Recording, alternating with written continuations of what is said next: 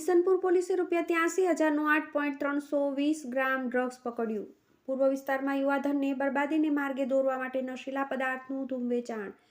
ઈસનપુર પોલીસે 10 દિવસના એનડીપીએસના 3 કેસ કર્યા. ઈસનપુર સહિત પૂર્વ વિસ્તારમાં યુવાધનને બરબાદીને માર્ગે દોરવા માટે અસામાજિક તત્વો નશીલા પદાર્થનું વેચાણ બનાવીને વેચાણ કરી રહ્યા છે. ઈસનપુર પોલીસે ચોક્કસ બાતમીના આધારે ઈસનપુર મિલ્લતનગર પાનવાડી ચાલીમાં ફિરદૌસનગરના મેદાનમાં દરોડો પાડ્યો હતો અને ઘરમાંથી ₹83,000ના 8.320 ગ્રામ એમડી ડ્રગ્સ સાથે આરોપીને ઝડપી પાડ્યો હતો.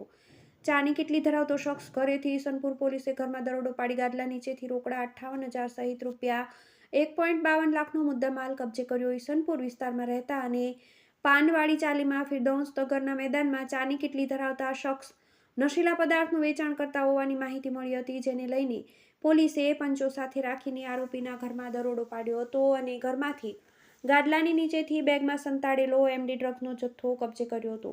આરોપીની ₹83,000ના 8.320 ગ્રામ એમડી ડ્રગ્સ સાથે ધરપકડ કરી હતી.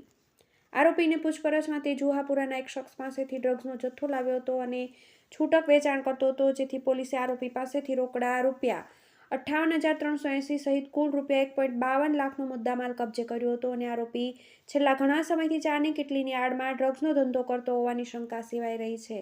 મહત્વનું એ છે કે ઈસનપુર પોલીસે છેલ્લા 10 દિવસમાં પંક્ચરની ટ્યુબ અને ડ્રગ્સ સહિત એનડીપીએસના 3 કેસ કર્યા છે. TV18 news, Ahmedabad.